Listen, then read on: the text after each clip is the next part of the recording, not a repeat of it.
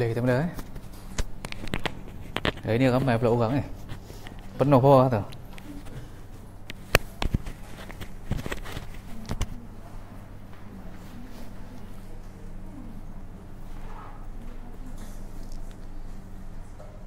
A'udzubillahi minasyaitonirrajim. Bismillahirrahmanirrahim. Assalamualaikum warahmatullahi wabarakatuh. Alhamdulillahi rabbil alamin. Wassalatu wassalamu ala rasulillah wa ala alihi wa sahbihi wa man walah. Rabbi syrah li sadri wa yassir li amri wahlul 'uqdatam min lisani yafqahu qawli. Allahumma ja'alil qur'ana rabi'a qulubina wa nura sudurina wa dhahaba humumina wa jalaa'a ahzanina. Allahumma arhamna bil qur'an waj'alhu lana imaman wa nuran wa hudan wa rahmah. Allahumma dhakkirna minhu ma nusina wa 'allimna minhu ma jahilna warzuqna tilawatah ana al-lail wa atraf an-nahar waj'alhu lana hujjatan ya rabbal alamin. Amma ba'd.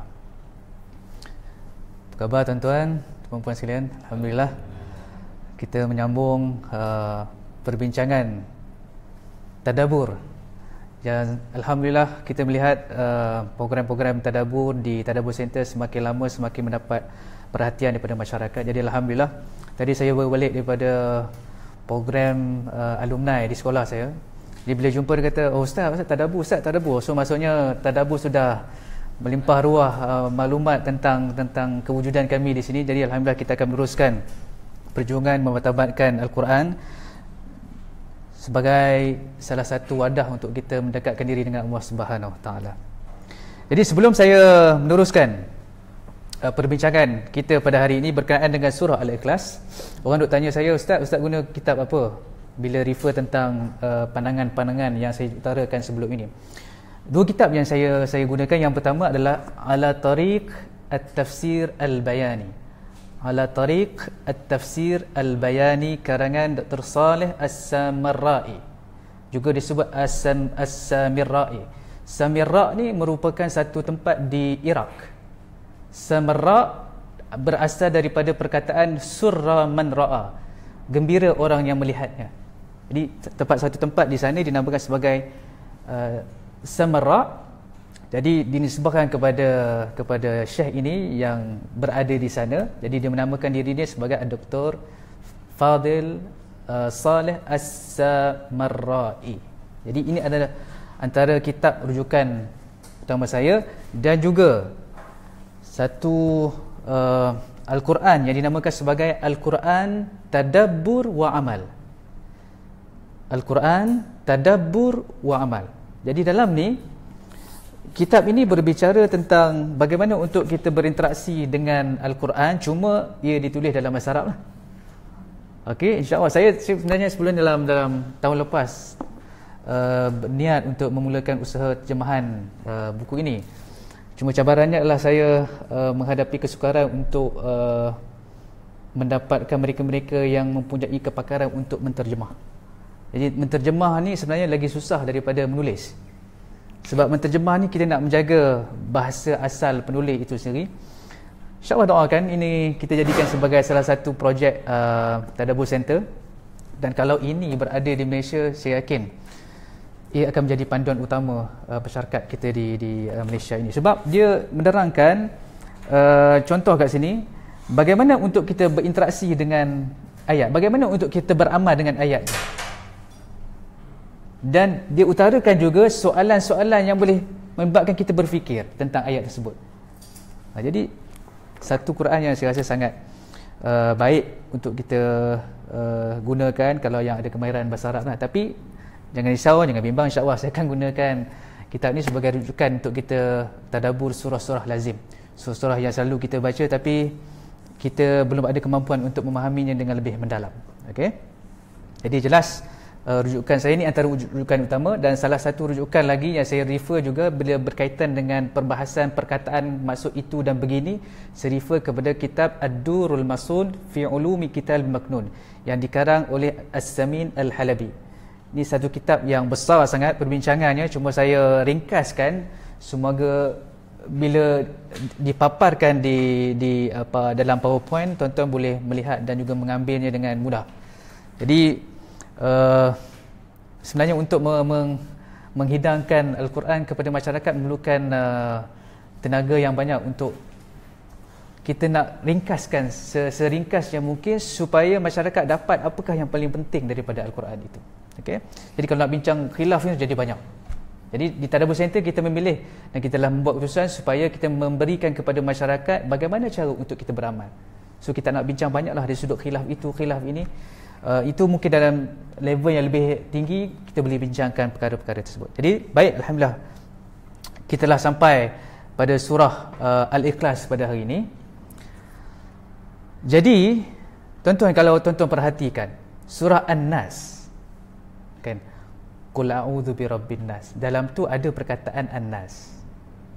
Surah Al-Falaq, Qul a'udzu birabbil falaq. Surah Al-Ikhlas, cuba tuan-tuan dan puan-puan cari ada tak perkataan ikhlas dalam tu. Tu mai tang mana? Ikhlas tu mai daripada mana? Baik, sebelum saya jelaskan, surah ini merupakan surah yang kita baca, kalau tuan-tuan perasan dalam solat selalu kita combine antara surah Al-Ikhlas dengan surah Al-Kafirun. Okay, nanti saya akan jelaskan kenapa Nabi SAW baca surah Al-Kafirun dengan surah Al-Ikhlas. Kenapa combine? Dengan turutannya dilangkau. Okay, nanti saya akan jelaskan. Jadi pada secara umum surah Al-Ikhlas ini seperti yang disebutkan oleh As-Suyuti yang meninggal pada tahun 911 Hijrah, dia menyebutkan dalam tafsir Al-Jalalain, kenapa surah ini turun?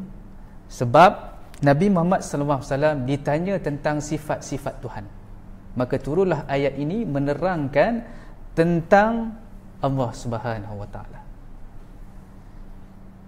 Jadi persoalan di sini, sebelum kita masuk dengan lebih mendalam, apa itu ikhlas? Hari ini kita selalu berbicara tentang ikhlas. Buat satu, buatlah secara ikhlas, buatlah kerana Allah. Apa yang dimaksudkan dengan ikhlas sebenarnya? Sebab itu saya suka untuk bawa analogi kepada tuan-tuan dan puan-puan sekalian. Ini apa tuan-tuan? Ini adalah pokok. Baik, pokok dia ada daun, dia ada bunganya, dia ada buahnya. Betul? Dan ini yang kita nampak sebagai manusia bila mana kita berada di hadapan pokok. Lalu kita memuji pokok itu, daunnya cantik, bunganya harum, buahnya harum dan juga manis. Ini bukan buah mangga harum manis. Buahnya harum dan juga manis. Tuan-tuan, perasan atau tidak, siapakah yang bekerja dengan penuh tungku lumus untuk memberikan makanan kepada daun, kepada bunga dan juga kepada buah? Akar. Tapi akar nampak tak? Kita tak nampak akar duduk di bawah. Tuan-tuan, akar ni kerjanya adalah masuk ke dalam tanah dan mencari makanan untuk disalurkan kepada daun, kepada bunga dan juga kepada buah. Ini peranan akar.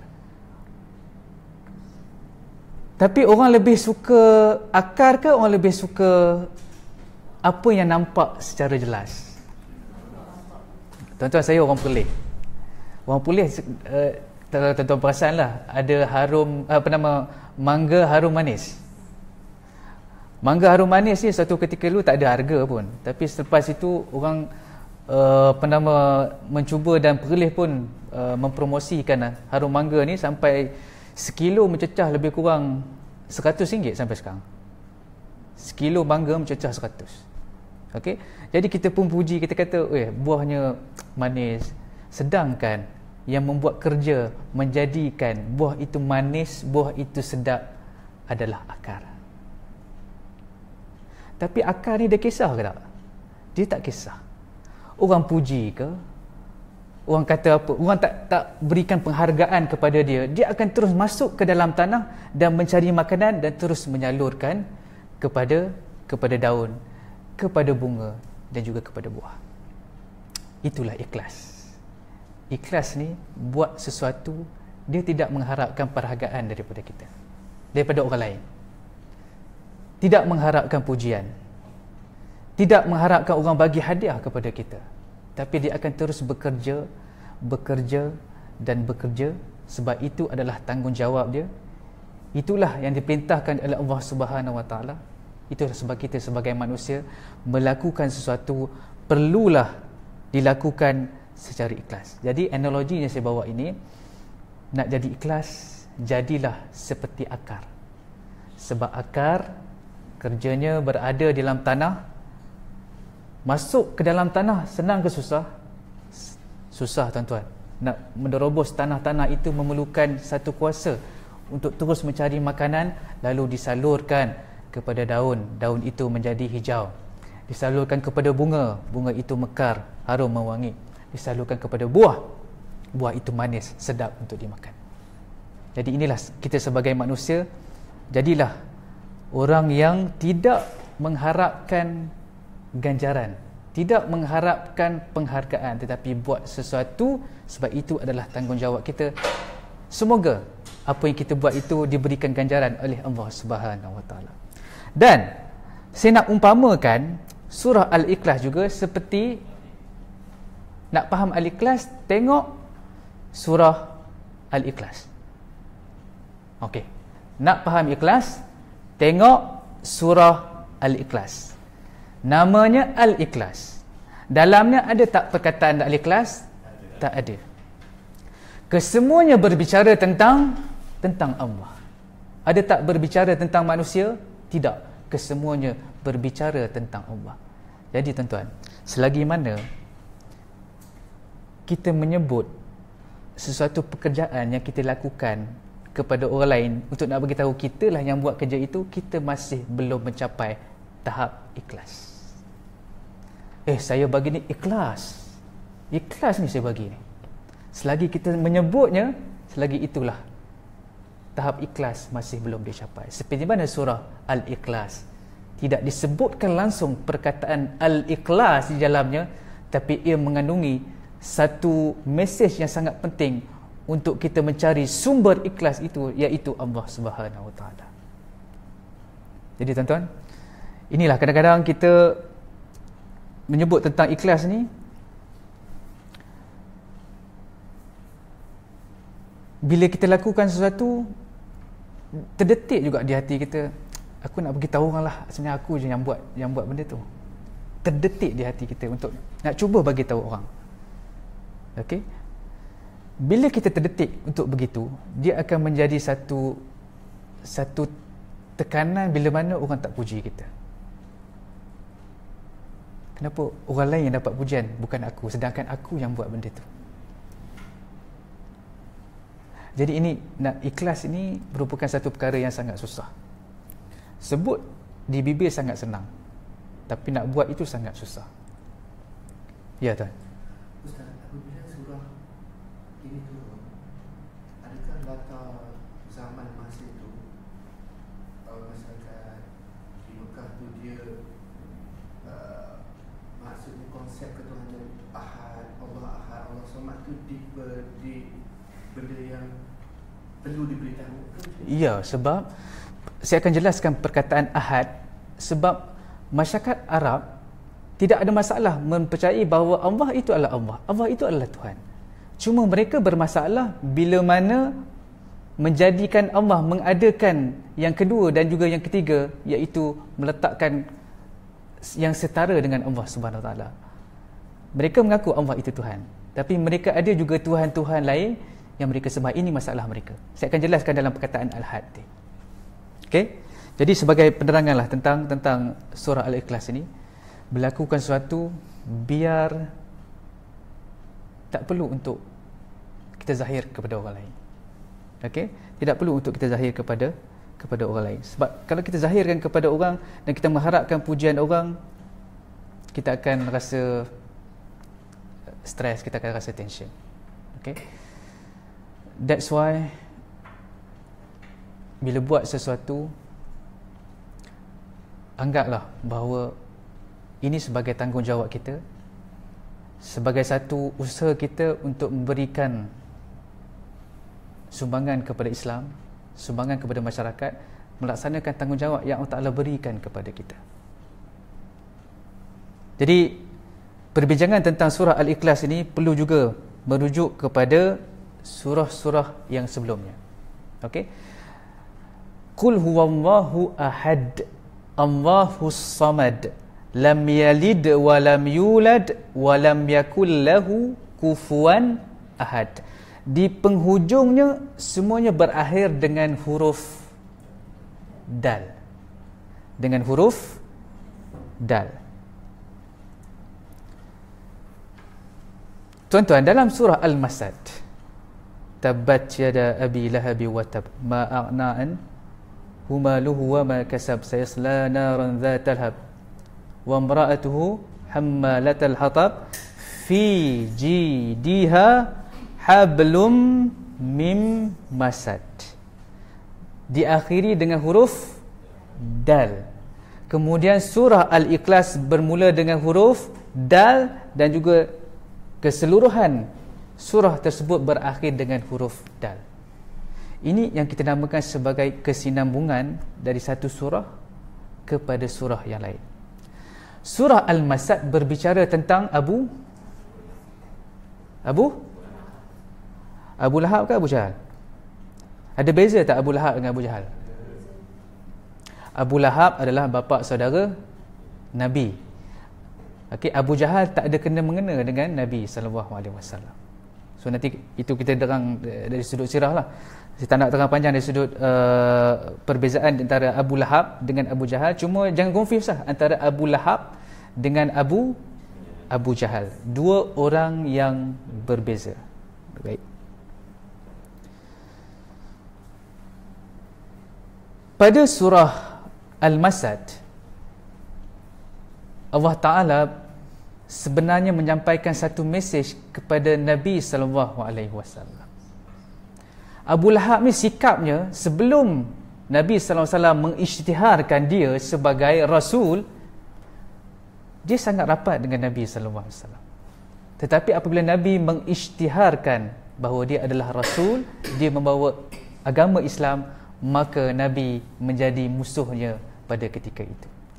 Lalu banyak cubaan-cubaan yang dilakukan untuk menyakiti baginda Rasul sallallahu alaihi wasallam. Cubaan-cubaan untuk menjauhkan Nabi dengan agama Islam ini. Nak suruh Nabi tinggalkan Islam. Jadi sebab itu Allah Ta'ala nak berikan ketenangan kepada Nabi sallallahu alaihi wasallam. Dia kata tak apa, Abu Lahab aku settle. Kan tabbat yada abi lahabi wa tab ma aghna anhu maluhu wa ma kasab sayasla naran dhatal hab wa imra'atuhu hammalatal hatab. Allah Ta'ala kata Abu Lahab ni biar aku settlekan. Dan dia tahu Abu Lahab di mana tempatnya? Di dalam api neraka. Allah Ta'ala dah settlekan Abu Lahab. Sekarang dia nak bagi tahu kepada Nabi SAW. Dia kata, sekarang engkau fokus kepada menceritakan tentang siapakah aku. Jadi Allah Ta'ala nak Nabi SAW fokus kepada nak bagi tahu masyarakat pada ketika itu bahawa Allah itu adalah Allah yang saya akan sebutkan nanti sifat-sifat. Bukan seperti mana Allah yang difahami oleh masyarakat Arab. Sebab mereka menganggap Allah itu, ya, wujud, tapi mereka juga menyembah berhala-berhala lain. Sebab itulah disebutkan dalam surah ini, walam yakul lahu kufuwan ahad. Tidak ada sesuatu yang setara, yang sama dengan Allah.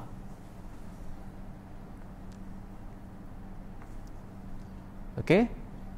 Ini kesinambungan di antara surah Al-Masad dan juga surah Al-Ikhlas. Ya. Al-Masad turun dulu Ustaz. Al-Masad, ya. Lepas tu Ya. Baik. Pada surah Al-Fatihah, saya dah jelaskan sebelum ini penerangan tentang surah Al-Fatihah, kaitan di antara surah Al-Fatihah dengan surah Al-Ikhlas dan juga dua surah yang selalu kita baca iaitu al-muawwidhatain, qul a'udzu birabbil falaq dengan qul a'udzu birabbin nas. Pada surah al-Fatihah Allah Taala menyebutkan alhamdulillah. Alhamdulillah. Jadi ditanya siapakah Allah itu, dijawab dalam surah Al-Ikhlas. Allahu ahad, Allahu samad, lam yalid wa lam yulad wa lam yakul lahu kufuwan ahad. Kemudian pada part yang kedua pada surah Al-Fatihah disebutkan perkataan Rabb. Siapakah Rabb? Rabbil falaq, Rabbin bin nas. Jadi ini adalah kaitan yang sangat jelas tentang perkaitan yang rapat di antara surah Al-Fatihah dan juga 3 kul yang selalu kita baca. Jadi kalau kita melihat buka Quran, tengok 7 surah terakhir itu sebenarnya berbicara tentang sirah Nabi sallallahu alaihi wasallam. Okey, saya tak nak terang secara detail lah. Nanti bila kita masuk surah-surah yang lain tu kita akan tengok apa cerita di sebalik surah-surah yang saya sebutkan ni. Seperti mana yang saya jelaskan sebelum ini, berbicara tentang ihdinas siratal mustaqim, bagaimana kita minta daripada Allah Subhanahu Wa Taala untuk mencari jalan yang lurus, dan jalan yang disebutkan itu mempunyai 3 ciri-ciri, 3 sifat, iaitu yang pertama ia bersifat luas, ia bersifat lurus, tapi ia sangat bahaya. Jadi tujuan kita nak menuju kepada siapa? Destinasinya siapa? Destinasinya adalah kepada Allah, iaitu disebutkan di dalam surah Al-Ikhlas. Dan jalan ini juga adalah bahaya bila mana kita ada musuh-musuh daripada dalam diri kita dan juga musuh-musuh yang datang daripada luar yang disebutkan oleh Allah SWT di dalam surah An-Nas dan juga surah Al-Falaq. Jadi An-Nas berbicara tentang musuh dalaman, Al-Falaq berbicara tentang musuh luaran. Jadi musuh-musuh ini perlu kita jaga sebagai manusia. Bila mana berbicara tentang ikhlas, ia berkait dengan apa? Dengan hati.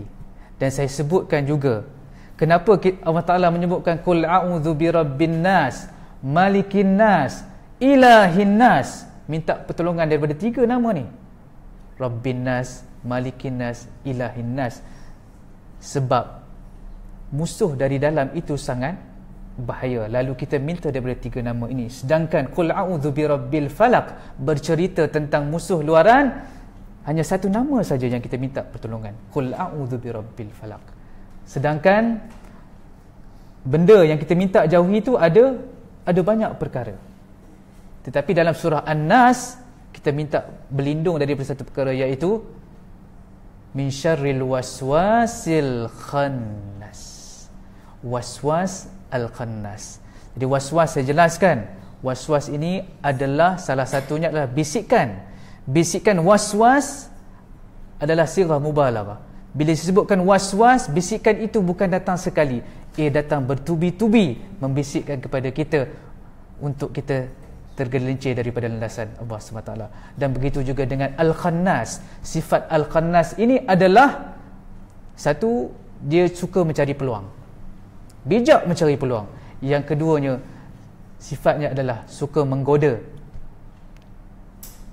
kita, terus menggoda supaya kita tinggalkan Allah Subhanahu Wa Taala. Inilah antara musuh-musuh yang perlu kita cari perisai untuk kita melindungi diri kita daripada diserang bertubi-tubi ini. Lalu solusinya adalah siapa? Solusinya adalah Allah yang diceritakan di dalam surah Al-Ikhlas. Sebab itu surah ini juga dinamakan sebagai Suratul Tauhid. Suratul Tauhid, sebab ia berbicara tentang Allah. Siapakah Allah? Diceritakan di dalam surah ini. Ya. Surah ini sampai sini dianggap 1/3 pada Quran. Ia merupakan 1/3 daripada Al-Quran. Adakah surah lain juga yang pernah disebut sebegitu istimewa? Qul ya ayyuhal kafirun 1/4 Al-Quran. Okey. Qul huwallahu ahad adalah 1/3 Al-Quran. Ya. Okey, sebab dalam Al-Quran, dalam Islam kita ada 3 elemen yang utama, iaitu akidah, syariat dan juga akhlak. Jadi qul huwallahu ahad ni berbicara tentang akidah. Jadi 1/3 daripada sumber yang kita sebutkan perbicaraan tentang apa yang disebutkan dalam Islam. That's why 1/3. Okey, banyaklah pendapat-pendapat yang lain. Okey, disebutkan nama-nama Allah dan sebagainya. Okey, itu salah satu 1/3 Al-Quran. That's why tuan-tuan dan puan sekalian, sumber kebahagiaan kita adalah qul huwallahu ahad. Hari ini kita melihat bahagia itu dari pelbagai aspek. Dan bila mana kita nak minta perlindungan, kita nak ada secure kat situ, lalu kita mencari benda-benda yang lain untuk melindungi kita. Sedangkan Allah Ta'ala sebut sumber kebahagiaan, sumber perlindungan terletak pada surah Al-Ikhlas, iaitu Allah Subhanahu Wa Ta'ala. Sebab itu saya nak bawa tuan-tuan dan puan sekalian kepada satu ayat yang saya rasa signifikan untuk saya menerangkan sumber kebahagiaan ini, sebab orang tercari-cari bahagia itu apa. Ada yang mengatakan bahagia itu bila harta kita banyak, kan? Bila rumah kita besar, bila kereta kita besar, kita ada wang yang banyak dalam dan juga luar negara. Tapi Allah Ta'ala sebut dalam ayat ni, A'udzubillahi minasyaitonirrajim, i'lamu annamal hayatud dunya la'ibun wa lahwun wa zinah wa tafakhurun bainakum wa takathurun fil amwali wal awlad kamathali ghaithin a'jabal kuffara nabatuh thumma yahiju fatarahu musfarra thumma yakunu hutama wa fil akhirati adhabun syadid wa maghfiratun minallahi wa ridwan wa mal hayatud dunya illa mata'ul ghurur. Ketahuilah, sesungguhnya kehidupan di dunia itu adalah satu permainan. Yang pertamanya permainan. Walahwun, yang keduanya adalah hiburan. Wazinatun, dan yang ketiganya adalah perhiasan. Ini kehidupan di dunia. Watafakhurun bainakum, dan kita tercari-cari ataupun berlumba-lumba untuk nak tunjuk kepada orang harta yang kita ada, kemewahan yang kita ada. Kita nak tunjuk kawan, aku ada kereta besar, aku ada rumah besar. Begitu juga watakathurun fil amwali wal aulad, kita berlumba-lumba untuk mencari harta dan juga anak. Perkara ini juga disebutkan oleh Allah Ta'ala bila mana Allah Ta'ala menyebutkan alhaakumut takathur, kita dilekakan dengan berlumba-lumba untuk mencari harta benda. Wailul likulli humazatil lumazah alladhi jama'a malan wa 'addadah. Neraka wail, Allah Ta'ala kata, bagi mereka alladhi jama'a malan wa 'addadah, yang menghimpunkan harta lepas tu duk kira harta, berapa banyak harta aku dalam bank. Sebab itu tumpuan utama manusia. Lalu Allah Ta'ala katakan, i'lamu annamal hayatud dunya la'ib, ia adalah permainan. Ia adalah permainan. Walahwun, ia adalah hiburan. Wazinatun, dan ia adalah perhiasan. Now kita nampak sumber kebahagiaan adalah benda-benda ini. Kita nampak mencari harta itu adalah bahagia, mendapat harta yang banyak itu bahagia. Lalu hari ini kita bekerja untuk apa? Kita bekerja untuk mencari harta. Adakah mencari harta itu salah? Tidak. Mencari harta itu tidak salah. Tapi menjadikan matlamat kehidupan itu sebagai sekadar mencari harta, itu yang bermasalah. Sebab kita kena jelas, tujuan kehidupan kita di atas muka bumi ini adalah untuk beribadat kepada Allah Subhanahu Wa Taala. Wa ma khalaqtul jinna wal ins illa liya'budun. Sesungguhnya aku tidak jadikan jin dan juga manusia kecuali untuk melakukan ibadah. Jadi ayat ni sebagai satu dorongan kepada kita supaya tidak mudah tertipu. Syaitan mudah membisikkan kepada kita, carilah harta yang banyak. Bila cari harta yang banyak ni, dia akan jadi seronok. Seperti mana iblis menipu Nabi Adam alaihissalam. Dia kata dekat Nabi Adam, kalau engkau ingin terus kekal berada dalam syurga, makanlah buah daripada pohon ini, nescaya engkau akan terus kekal berada dalam syurga. Lalu Nabi Adam pun makan, sebab dia tipu bulat-bulat oleh iblis. Dan tuan-tuan kena ingat, iblis telah bersumpah, telah berjanji di hadapan Allah SWT untuk menyesatkan manusia daripada landasan as-sirat al-mustaqim.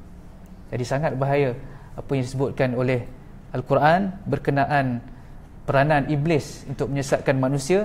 Jadi sebagai manusia, kita perlu memahami, perlu ada keseimbangan dalam kehidupan kita. Mencari harta itu tidak salah, tapi menjadikan harta itu sebagai matlamat, itu yang bermasalah. Sebab bila mana harta adalah matlamat, kita tidak nampak Allah berada di depan kita, lalu kita langgar.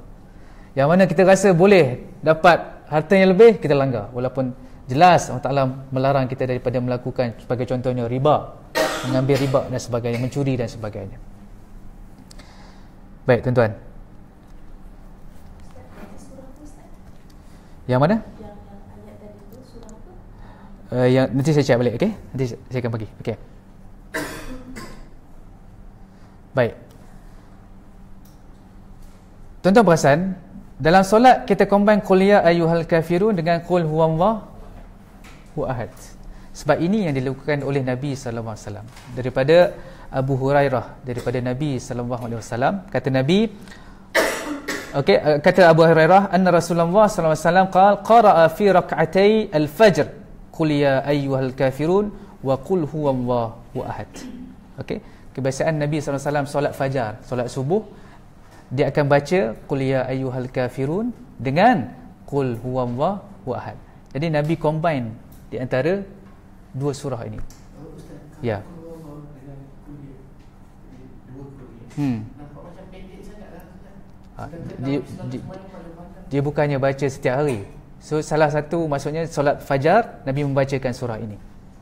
Dia bukannya setiap hari membaca surah Al-Kafirun dengan apa nama Al-Ikhlas. Kita mungkinlah kan solat subuh nak cepat, qul ya ayyuhal kafirun rakaat pertama, qul huwallahu ahad rakaat kedua. Baik. Jadi saya nak jelaskan apa kaitan di antara surah Al-Kafirun dengan surah Al-Ikhlas. Okey, cuba kita buka. Kalau tuan-tuan ada Quran, cuba kita buka. Qul ya ayyuhal kafirun. Baca ayat ni, kalau yang hafal baguslah. Tapi yang hafal pun kadang-kadang ada masalah. Dia tak boleh nak berhenti. Tak jumpa-jumpa punca untuk nak berhenti. Okey. Qul ya ayyuhal kafirun. Kemudian la a'budu ma ta'budun. Kemudian wala antum 'abiduna ma a'bud. Kemudian wala ana 'abidum ma 'abadtum wala antum 'abiduna ma a'bud lakum dinukum waliyadin. Baik, tuan-tuan tengok terjemahan. Nabi sebut tak yang dia kata aku sembah tu, sembah siapa? Nabi sebut tak? Jawapan ada di mana? Jawapan dia adalah surah Al-Ikhlas. That's why Nabi SAW combine antara surah Al-Kafirun dan juga surah Al-Ikhlas. Sebagai penjelasan yang disebutkan aku beribadah tu beribadah kepada siapa? Lalu dijawab dalam surah Al-Ikhlas. Boleh tuan? Tak pernah dengar lagi first time. Tak pernah dengar. Okey. Antara saya sebut tadi dalam di permulaan tadi, ini antara rujukan yang saya rujuklah bila mana saya refer kepada perkataan-perkataan dan juga perkaitan di antara surah dengan surah, saya refer kepada kitab ni. Okey. Baik. Sekarang kita patah balik sikit, naik ke atas. Okey, kita tengok qul ya ayyuhal kafirun, iaitu surah Al-Kafirun. Kemudian idza jaa nasrullahi wal fath, iaitu surah An-Nas. Tabbat yada abi lahabi wa tab, iaitu surah Al-Masad. Kemudian qul huwallahu ahad.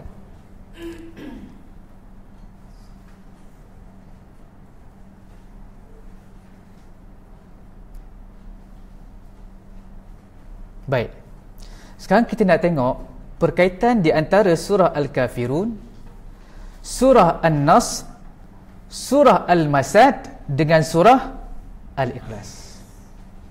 Tuan-tuan, dalam surah Al-Kafirun, Allah Ta'ala membezakan di antara orang Islam dengan orang bukan Islam.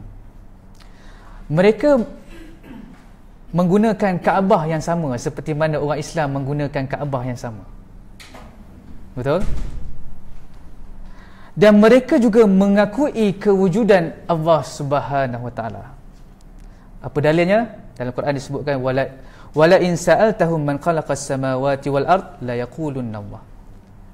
Okey, apabila ditanya kepada mereka, siapakah yang menciptakan langit dan juga bumi, maka mereka mengatakan Allah. Jadi mereka tidak ada masalah mengakui bahawa Allah itu wujud. Okey? Cuma surah Al-Kafirun, Nabi sallallahu alaihi wasallam, okey, bila menjelaskan kepada orang kafir, dia kata, ya, engkau menggunakan Kaabah yang sama, mengakui Allah itu wujud.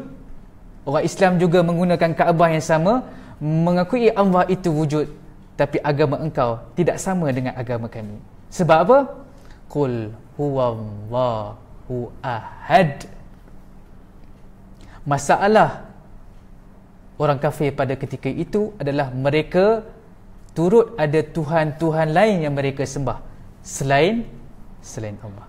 Ini masalah mereka. That's why Nabi kata, agama engkau lain, agama aku lain. Walaupun pada hakikatnya dilihat dari sudut ritual nampak macam sama. Mereka berada di Kaabah, mereka percaya Allah itu wujud, tetapi berbeza dari sudut iktiqadnya, dari sudut akidahnya. Ini yang dijelaskan sebagai tauhid yang menerangkan Allah itu adalah Rabb, Allah itu adalah Tuhan. Baik. Dijelaskan begitu, lalu bila disebutkan di antara agama engkau, agama aku, lalu Nabi sallallahu alaihi wasallam menjelaskan melalui Allah Subhanahu wa taala, okey? Allah kata, idza jaa nasrullahi wal fath. Jadi Allah Taala bagi tahu kepada Nabi, okey? Ya, engkau ada agama engkau, aku ada agamaku, tapi kejayaan yang hakiki adalah berada pada umat Islam. Boleh faham? Agama yang benar, agama yang menang berada pada umat Islam, iaitu pada agama Islam. Apakah agama yang kalah? Agama yang kalah itu berada pada tabbat yada abi lahabi wa tab, iaitu agama yang dibawa oleh Abu Lahab.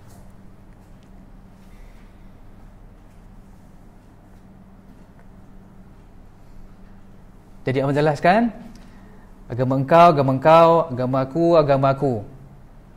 Dan agama Islam adalah agama yang akan menang, agama yang hakiki.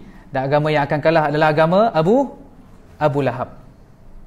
Lalu Allah Ta'ala jelaskan bila mana Abu Lahab ini membawa satu agama yang bertentangan dengan Allah Ta'ala menjelaskan agama yang perlu engkau ikut, iaitu menyembah Allah yang bagaimana? Allah seperti mana yang diterangkan di dalam surah Al-Ikhlas.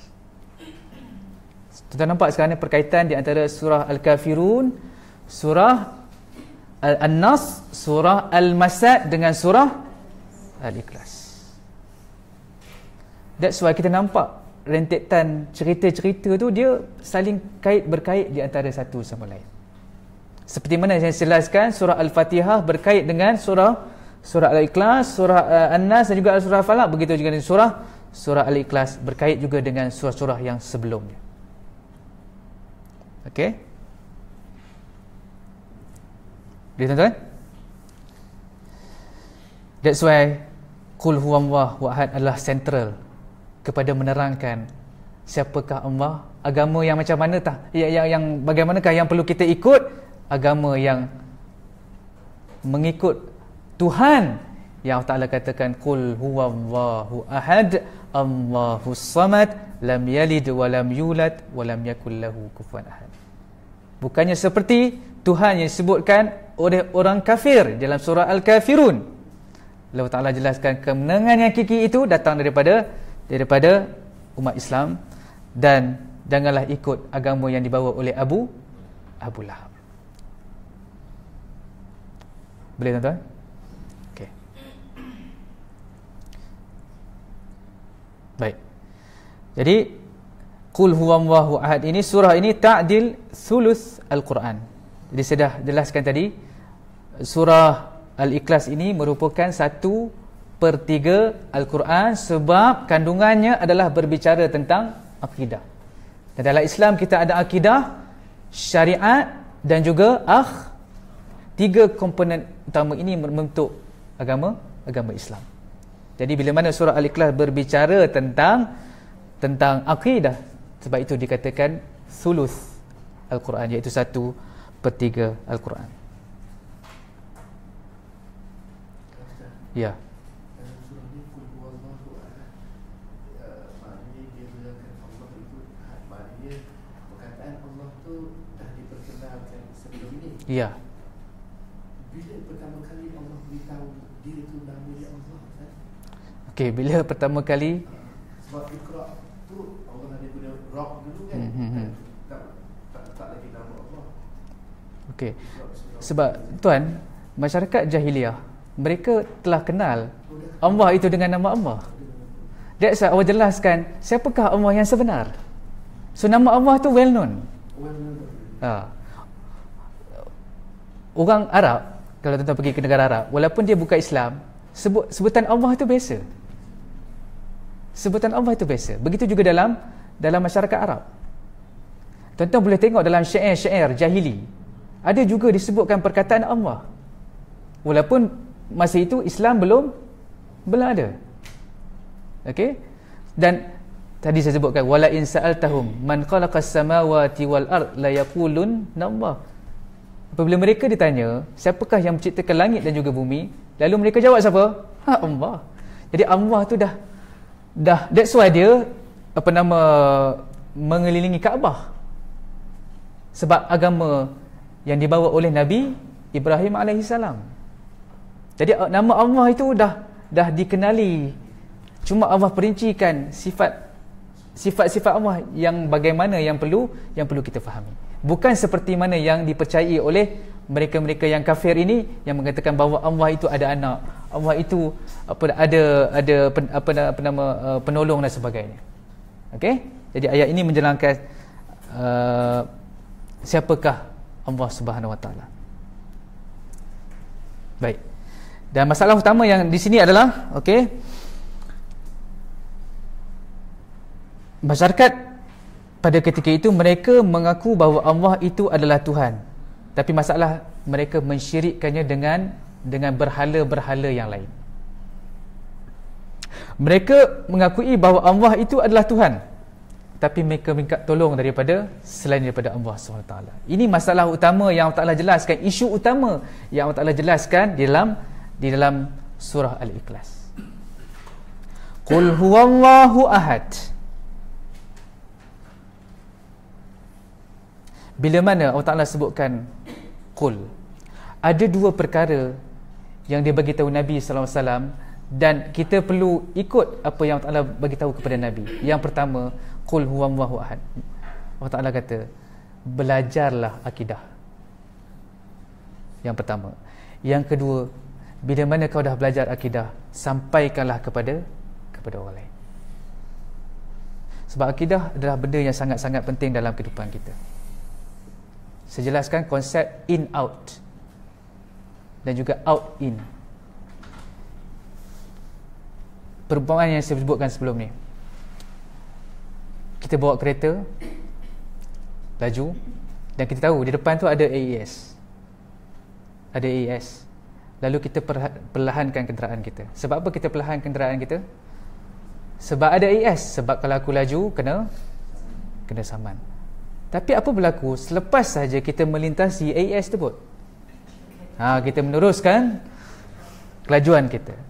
Itu namanya out in, monitoring daripada luar ke dalam. Dan ia tidak berkesan. Sangat tidak berkesan. Sebab apa? Sebab lepas je AS kita terus laju. That's why kita kena ada pendidikan yang namakan sebagai in out.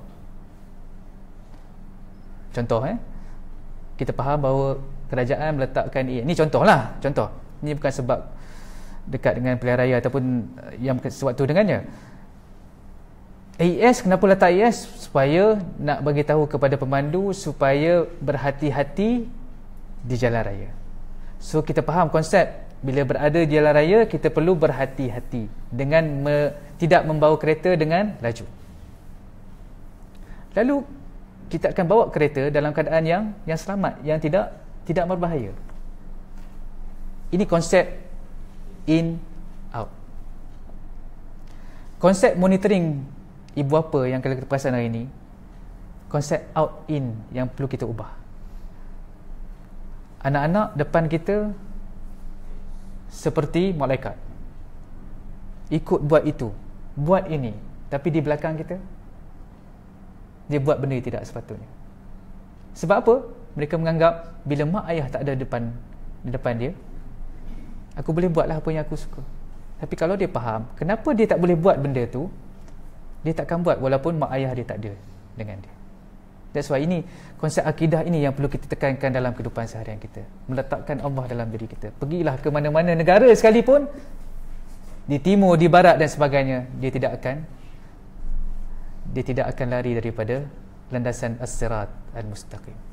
Ini yang kita nak bawa konsep pendidikan kepada anak-anak kita.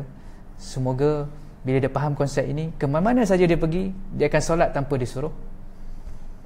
Dia takkan buat benda yang dilarang, sebab dia tahu kalau dia buat, bukan mak ayah dia yang melihat, tapi Allah yang ada di mana-mana. Jadi cuba kita wujudkan kesedaran ini dengan, sebenarnya kita mulakan dengan diri kita dulu sebenarnya. Sebagai mak ayah kan, baru kita terapkan kepada anak-anak. Kalau mak ayah sendiri tak faham konsep ni, macam mana kita nak terapkan kepada anak-anak? Baik, saya nak bawa sedikit teknikal. Saya harap tuan-tuan boleh bersama dengan saya perbincangan tentang perkataan Allah. Perkataan Allah. Baik.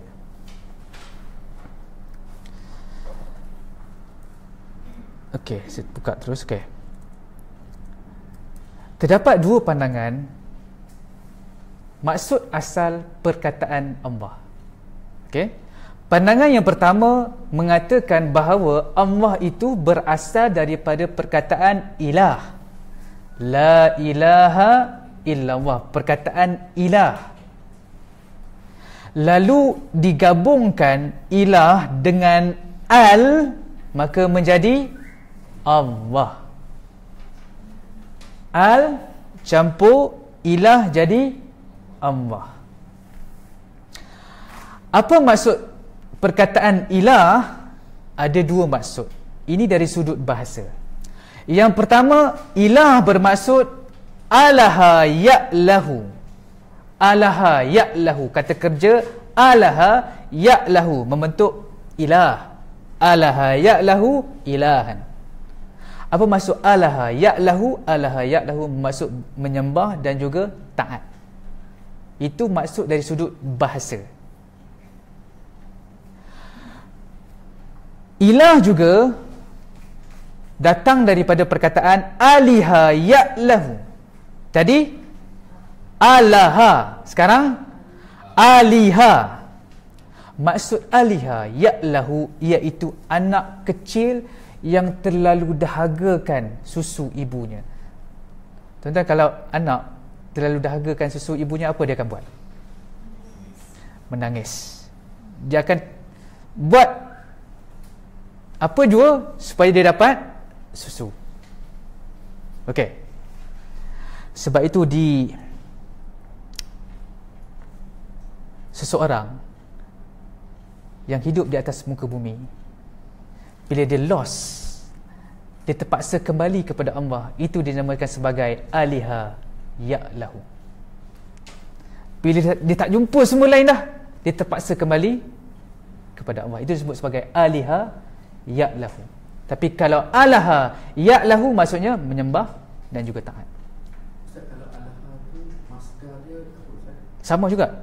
Ilah. Alaha ya'lahu ilahan, aliha ya'lahu ilahan. Okey, dua-dua sama perkataan ilah, cuma mereka berbeza dari sudut sama ada alaha ataupun aliha. Kalau alaha maksudnya itu, aliha maksudnya anak yang dahagakan susu ibu. Ini dari sudut bahasa lah, supaya kita faham konsep. Okey, boleh? Okey, ini satu pandangan. Satu pandangan yang lain mengatakan bahawa Allah itu adalah perkataan yang jamid, yang tetap, memang dia bukan berasal daripada ilah. Okey, hujahnya apa? Hujahnya begini, kita berdoa, kita sebut ya Allah. Dalam bahasa Arab, bila masukkan ya, kita tak boleh letak alif lam tu. Ya rajul, ya rajul, ya rahim, ya rahman, ya ghafur. Kita tak kata ya ar-rahman, kita tak kata ya ar-rahim, kita tak kata ya al-ghafur. Kita kata ya rahman, ya rahim, ya ghafur. Jadi mereka berpandangan bila mana kita sebut ya Allah, jadi perkataan Allah tu bukanlah hasil gabungan al dengan ilah. Ia adalah perkataan asal Allahnya begitu. Nama khusus bagi Allah. Dan saya lebih cenderung dengan pandangan yang kedua ini. Dan ini juga adalah pandangan majoriti para ulama. Mengatakan perkataan Allah ini adalah jamid, tidak berasal daripada perkataan ilah. Tuan-tuan, kalau tuan-tuan tengok bahasa Hebrew, sebab saya orang bahasa Hebrew juga mengatakan bahawa Allah itu adalah perkataan asal, bukannya perkataan yang digabungkan dengan al. Jadi Allah ini adalah satu nama yang bersifat universal bagi semua bahasa. Orang Cina sebut Allah, orang India sebut Allah, kan, semua sebut Allah. Cina sebenarnya Ha. Okey, sebab susah dia masalah. Orang Pakistan ya Allah kan. Itu bukan sebab dia apa pegang begitu, tapi dia nak sebut susah. So kena fahamlah. Sebab orang Cina dia ada masalah apa, nak sebut Arab dia masalah sikitlah. Okey. Okey, boleh faham sekarang masuk perkataan ilah. Okey, jadi jelas kepada kita bahawa Allah itu, ini pandangan saya lah, okey, iaitu perkataan asal dan bukannya perkataan yang berasal daripada ilah. Ia adalah Allah, bukannya perasaan yang digabungkan di antara al dan juga ilah. Baik. Qul huwallahu ahad. Saya tak pasti kita boleh habis atau tak hari ni. Kita tengok keadaan, okey. Qul huwallahu ahad. Tuan-tuan, huwa ni dia kan? Saya nak tanya, kalau kita dalam bahasa Melayu, dia ni kita sebut masa bila?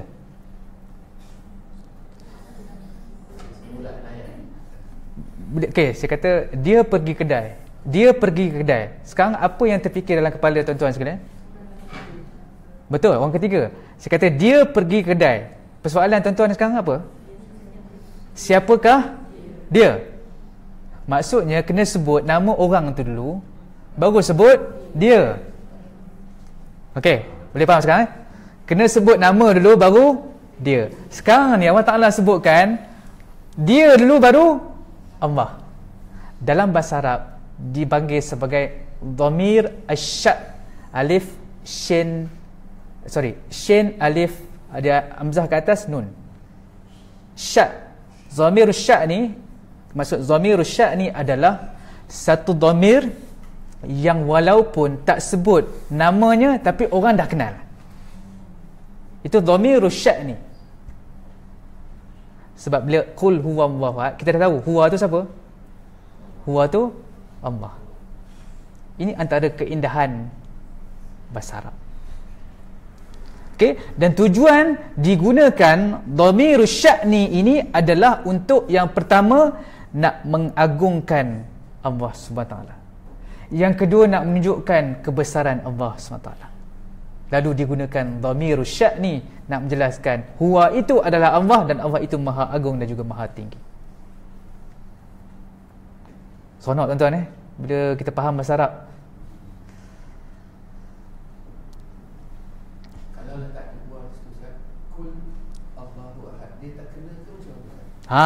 Soalan yang sangat bagus. Okey. Baik. Boleh saja Allah Taala sebutkan qul Allahu ahad. Boleh saja disebutkan situ. Tetapi disebutkan dhamirus sya'ni itu ada tujuan dia. Tujuannya nak menunjukkan keagungan dan juga ketinggian Allah Taala. Allah Taala letak bukan saja. Pasti ada sebab. Boleh saja qul Allahu ahad. Boleh saja. Okay, tapi Allah Taala kata huwallahu ahad. Okey. Adakah dalam Quran di lain-lain surah ada guna yang sama kan? Saya tak pasti sekarang, saya boleh check nanti kita boleh bincang. Saya tak pasti sama ada ataupun tidak. Nanti saya boleh check dan kita boleh bincang pada minggu yang seterusnya. Okey. Okey, Allahu ahad. Allah Ta'ala sebutkan qul huwallah. Okey. Boleh saja Allah Ta'ala sebutkan qul huwa ahad. Jadi perkataan Allah itu sangat penting nak menunjukkan huwa itu siapa? Huwa itu Allah. Walaupun kita dah faham huwa itu adalah Allah, tapi Allah Ta'ala tegaskan lagi huwa itu adalah Allah. Baik. Now, perkataan ahad. Perkataan ahad sangat cantik. Tuan-tuan tengok ada berapa kali perkataan ahad disebutkan dalam surah Al-Ikhlas?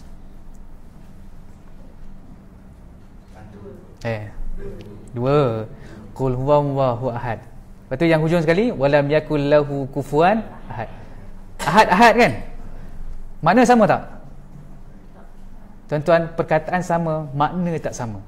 Seperti mana fabi ayyi ala'i rabbikuma tukadziban, yang diulang-ulang itu maknanya sama, tapi nikmat yang disebutkan itu nikmat yang berbeza-beza. Ahad disebutkan dua kali, nampak macam sama, tapi konteksnya menyebabkan ahad itu mengubah maksud.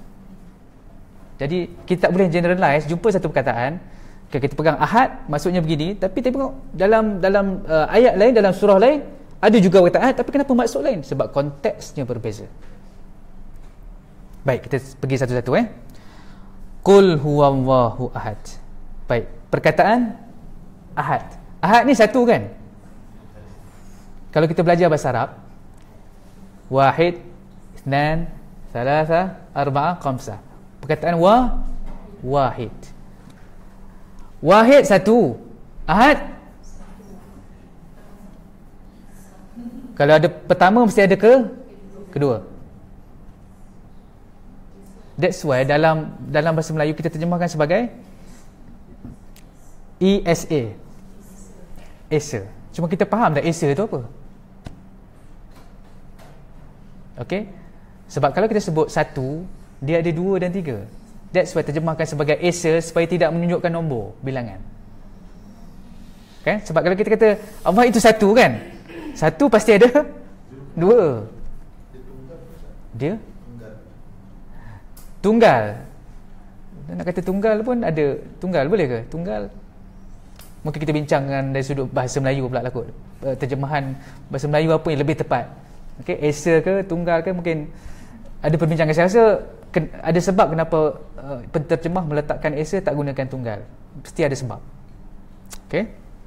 Baik.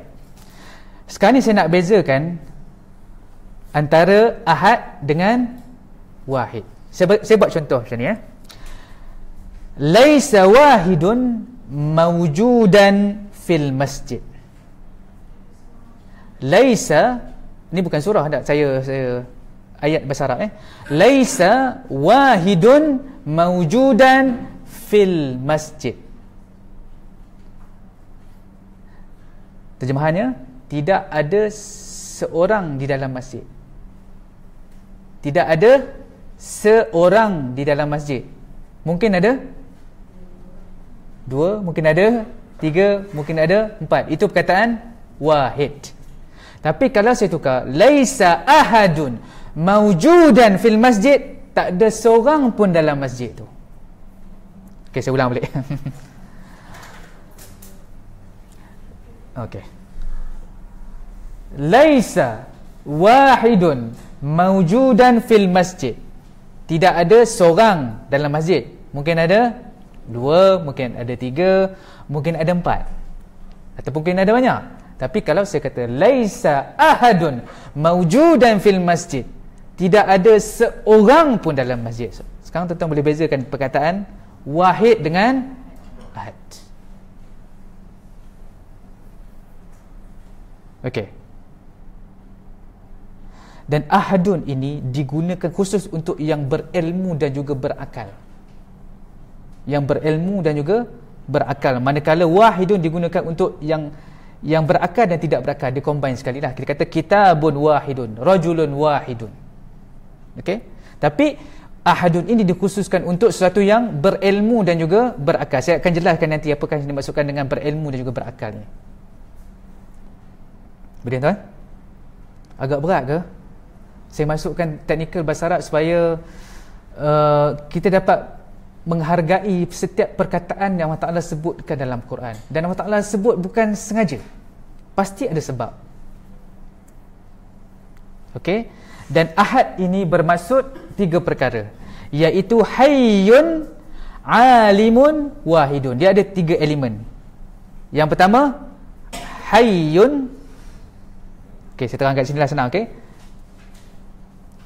Yang pertama maksudnya hayyun. Hayyun maksudnya hidup.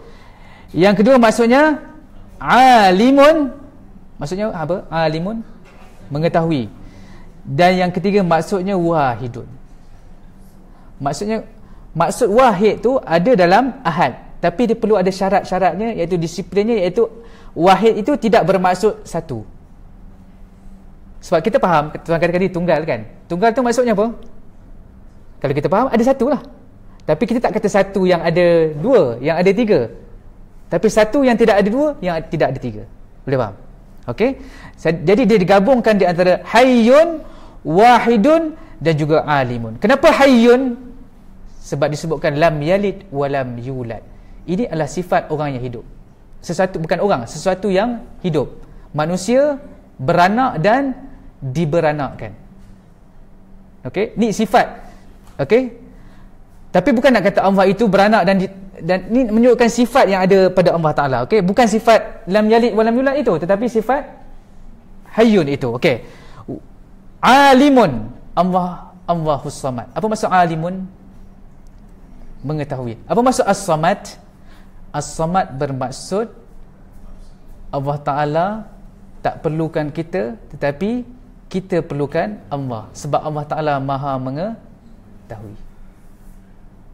Dan juga wahid juga ada pada perkataan as-samad.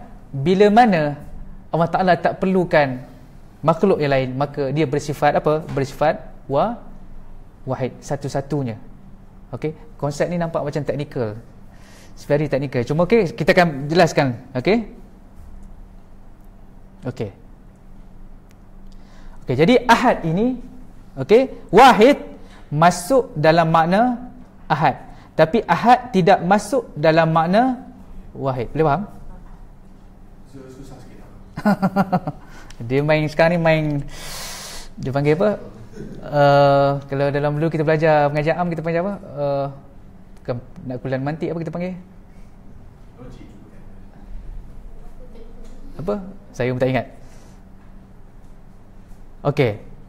Wahid masuk dalam makna ahad.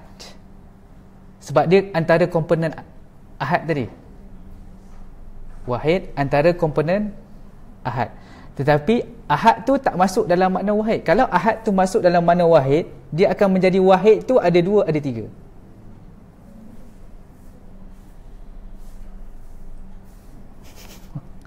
Rasa balik malam ni tak boleh tidur dah.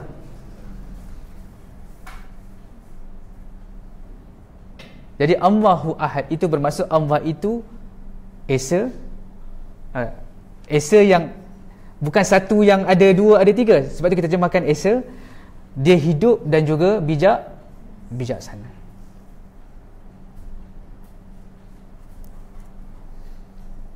Okey. Ahad adalah sifah musyabbahah, manakala wahid adalah isim fa'il. Ahad seperti Hasan. Sifah musyabbahah ni adalah sifat-sifat yang menerangkan tentang perihal sesuatu. Tapi kalau kata isim fa'il adalah pelaku. Okey, isim fa'il. Jadi sifah musyabbahah ini sifatnya lebih tetap, kukuh dan teguh berbanding isim fa'il. That's why digunakan ahad, tidak digunakan wahid. Okey? Jadi nak membawa maksud bahawa keesaan Allah yang kukuh, yang teguh dan berterusan sehingga selama-lamanya. Dan ahad ini juga menunjukkan sifat al-jalal, iaitu ketinggian Allah Subhanahu Wa Taala, seperti mana Allah itu menunjukkan sifat al-kamal, kesempurnaan. Boleh tuan-tuan? Dia perlu dia kena faham betul-betul tuan, jangan salah faham. Okey, wahid dia masuk dalam ahad, tapi ahad tak masuk dalam wahid. Sebab kalau ahad masuk dalam wahid, dia akan jadi ada dua, ada tiga. Boleh? Kita nak sambung lagi ke? Kita nak sambung minggu depan? Kita sambung minggu depan kot. Rasa agak berat pada malam ni. Okey. Kita akan sambung dengan Allahus Samad, lam yalid wa lam yulad wa lam yakul lahu kufuwan ahad. Jadi saya rasa sekadar ini saja. Ada soalan tak? Ustaz, dari segi contoh satu, Allah tu satu, tapi dia tak boleh macam benda lain satu, tapi dia terdiri daripada pecahan-pecahan menjadikan satu. Pecah-pecah menjadikan satu. Okay, combination of many things to be one. Ada cermin dia, ada so jadi satu. ada space dia. Tapi Allah ni Tak. ada bahagian-bahagian. Tak. Ya. Itu juga one of the explanation of ahad. Saya tak jumpa lagi lah explanation yang macam tu. Ustaz, berkenaan dengan sifat maksud ikhlas. Ikhlas, ya. Pada pandangan saya dia bertentangan dengan sifat manusia itu sendiri. Bertentangan dengan sifat manusia. Okey, maksudnya? Kita bekerja, kita nakkan sesuatu. Okey, betul. Kita bekerja, kita membutuhkan gaji. Okey, betul. Kita buat sesuatu kerja, kita kena istiharkan. Betul. Sebab kalau tidak, contohnya kan KPI tercapai. Okey. Dan menyebabkan bahawa prestasi kerja kita tidak dapat nilai yang baik. Dan ini diimplementasikan dalam peringkat organisasi. Betul. Setuju. Maka kalau kita terapkan definisi ikhlas tersebut, maka dia akan tidak selari dengan cara kerja yang telah kita amalkan selama ini. Adakah bermakna cara kerja yang kita buat ini tidak ikhlas, ataupun mungkin ada definisi ikhlas yang lebih sesuai ataupun lebih tepat? Dia begini tuan. Sebab tu saya sebut tadi, saya kata mencari harta itu tidak salah. Tetapi menjadikan harta itu sebagai matlamat itu bermasalah. Tuan-tuan faham? Okey, contoh kita bekerja. Kita kena achieve KPI. Contoh KPI saya adalah kena present paper, okey, kena buat research, kena apa lagi, kena supervise student. Okey, ini adalah KPI saya. Tapi kalau saya menjadikan ini sebagai matlamat saya, okey, dan saya abaikan solat saya abaikan tanggungjawab saya kepada Allah, saya telah menjadikan KPI ini sebagai matlamat Allah, itu saya letakkan nombor 2. Sekarang ni letakkan Allah yang pertama, dan Allah menganjurkan hamba-hambanya untuk melakukan sesuatu itu, lakukanlah yang paling terbaik. Sebab itu kalau kita faham konsep an-najah, al-falah, itu melakukan sesuatu itu bukan sekadar melakukan yang biasa-biasa, tapi melakukan sesuatu yang berdasarkan kemampuan yang terbaik. Sebab itu dalam surah Al-Fatihah, perkataan al-isti'anah itu, Itu ada konsep tawakal, tuan. Kita sebut iyyaka na'budu wa iyyaka nasta'in. Al-isti'anah itu bermaksud bukan sekadar kita minta tolong macam tu saja. Tapi ada syaratnya. Syaratnya adalah kita perlu berusaha dengan bersungguh-sungguh terlebih dahulu, lepas tu baru kita minta bantuan daripada Allah SWT. Itu yang dimaksudkan dengan al-isti'anah. Tapi kalau kita buat cincai, buat suatu perkara itu ikut sekadar nak cukup melepaskan batuk di tangga, kemudian kita minta tolong daripada Allah, itu kita masih belum mencapai konsep tawakal. Jadi kalau tuan kata buat sesuatu kan, nak capai KPI, kita buat yang terbaik kerana Allah. Bila kita buat yang terbaik kerana Allah, Allah berikan nikmat kepada kita. Tapi kalau kita menjadikan harta itu sebagai benda yang kita kejar-kejar dan melupakan Allah, that's why apa yang berlaku pada hari ini, rasuah. Orang yang songlap duit syarikat.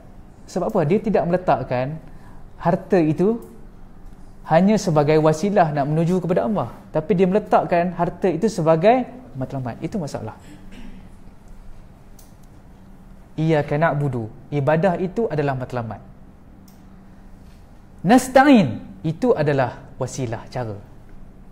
Sebab itu Allah Ta'ala sebutkan iyyaka na'budu dulu, lepas tu wa iyyaka nasta'in. Allah first, lepas tu baru kita minta tolong daripada Allah SWT. Jelas kan? Jadi Islam tidak menghalang kita untuk menjadi kaya, untuk mencapai KPI yang kita set. Islam tidak melarang sama sekali. Bahkan Islam menganjurkan kita buat yang terbaik, cuma matlamat kena jelas. Masalah kita pada hari ini, ada yang menjadikan, disebutkan mereka-mereka yang menjadikan hawa nafsu itu sebagai ilah.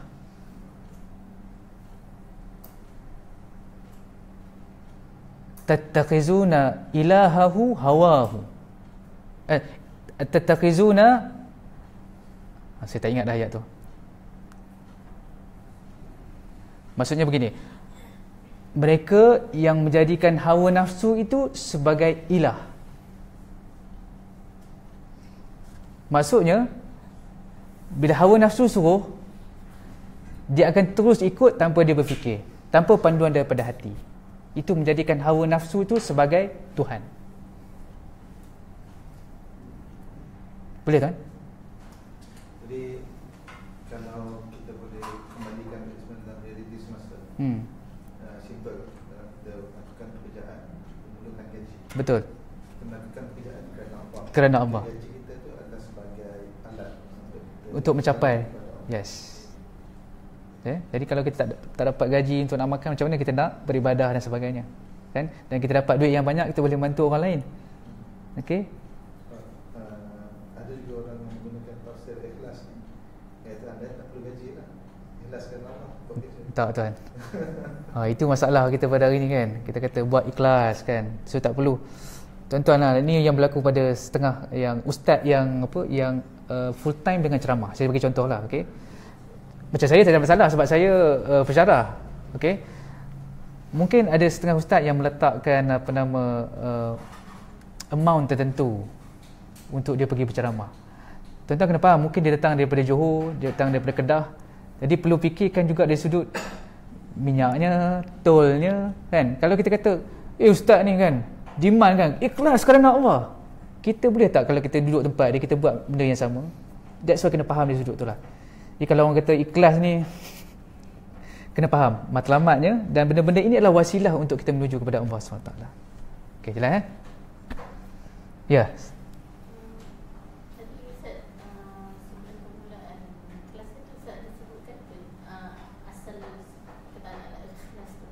Asal perkataan ada disebut, dia asalnya akhlasa yukhlisu ikhlasan. Okey. Bagaimana dinamakan sebagai surah Qul Huwallahu Ahad sebagai ikhlas? Ada di Kenapa dinamakan sebagai al-ikhlas tu? tak, maksudnya adakah dia bersumber daripada hadis Apa atau benda ni? Ya, nama surah. Nama surah ni sebab tu dia disebut sebagai tauqifi. Tauqifi ni Nabi SAW yang bagi nama surah tu. Dia sebut tauqifi ni adalah Allah Ta'ala bagi ilham kepada Nabi SAW. Nabi SAW sebut Begitu juga dengan susunan surah-surah tu, Nabi SAW dia berikan ilham oleh Allah Ta'ala dan dia bagi tahu kepada sahabat susunannya begini. Dia bentuk tauqifi. Jadi para ulama membahaskan kenapa diletakkan al-ikhlas. Jadi berdasarkan itu kandungan-kandungan yang terdapat itu dikaitkan dengan maksud al-ikhlas tadi. Okey? Ya. Sumber kebahagiaan. Ya. Sumber kebahagiaan maksudnya Allah itu adalah sumber kebahagiaan. Bercerita tentang Allah. Sebab kita hari ini mengejar dunia dan kita lupakan Allah. Kita duk cari bahagia. Kan? Lalu saya sebutkan ayat tadi kan. Kita duk cari bahagia, kita melihat harta, kita melihat kesenangan, hiburan itu sebagai sumber kebahagiaan. Kita rasa itulah yang bila kita ada benda tu kita boleh bahagia, tapi tidak sebenarnya. Sebab ada orang yang ada harta yang banyak, kereta yang besar, rumah yang besar, tapi dia tak bahagia. Dan sumber kebahagiaan yang utama adalah balik kepada Allah. Tak salah kita jadi kaya, jadilah kaya yang boleh membantu orang lain. Tak salah kita ada rumah besar, jadikanlah rumah itu sebagai tempat untuk kita membina taman-taman syurga Allah SWT. Ustaz, adakah Ustaz bercakap bila Ustaz kait dengan bahagia itu, mana kita punya tahap kebahagiaan kita tu yang paling hakiki sekali apa bila kita letakkan Allah tu sebagai satu paling kita boleh detik. Yes. Itulah kebahagiaan paling tinggi Ustaz. Itulah ikhlas. Itulah ikhlas. Dan nak buat itu senang ke susah? Susah. Itulah ikhlas. Itulah yang berlaku kepada para sahabat. Mereka berhijrah meninggalkan harta benda mereka pergi ke Madinah, kan? Saudara mara mereka tinggal di mana? Di Mekah, berhijrah ke Madinah. Kerana sebab itu hadis pertama kan, innamal a'malu binniyat. Niat ni yang menentukan keikhlasan kita.